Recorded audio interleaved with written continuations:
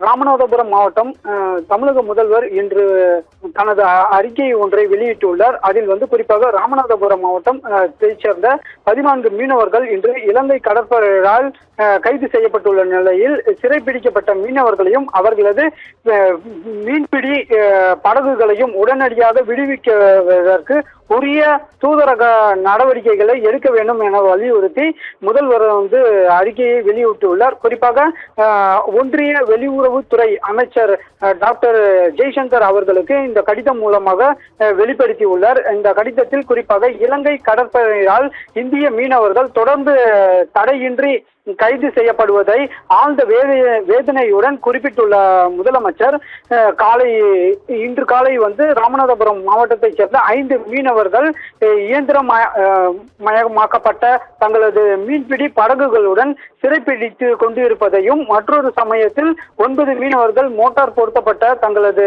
நாட்டு படகுகளுடன் இலங்கை கடற்படையினரால் சிறைப்பிடிக்கப்பட்டுள்ளதையும் வருத்தத்துடன் தெரிவிப்பதாகவும் குறிப்பிட்டுள்ளார்.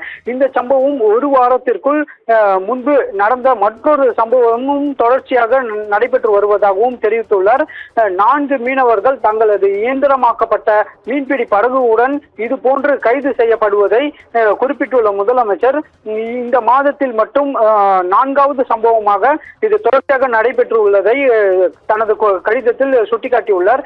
இதன் தொடர்ச்சியாக கைது நடவடிக்கைகள் பாதிக்கப்பட்ட குடும்பங்களுக்கு பொறுத்த மன ரீதியான மற்றும் பொருளாதார நெருக்கடியையும் வாழ்வில் நிச்சயமற்ற தன்மையையும் ஏற்படுத்தியுள்ளதாகவும் குறிப்பிட்டுள்ளார். தற்போது 235 மீன்பிடி படகுகளும் 68 மீனவர்களும் இலங்கை காவலில் உள்ளதாகவும் கோடிட்டு காட்டியுள்ளார்.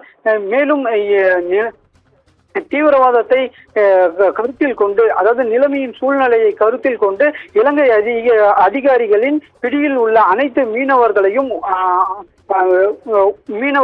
அவர்கள் பயன்படுத்தக்கூடிய அந்த மீன்பிடி படகுகளையும் விரைவில் விடுவிக்க தூதரக நடவடிக்கைகள் மேற்கொள்ள வேண்டும் என அந்த வெளியுறவுத்துறை அமைச்சர் ஜெய்சங்கர் அவர்களுக்கு முதலமைச்சர் கடிதத்தின் மூலமாக தெரிவித்துள்ளார்.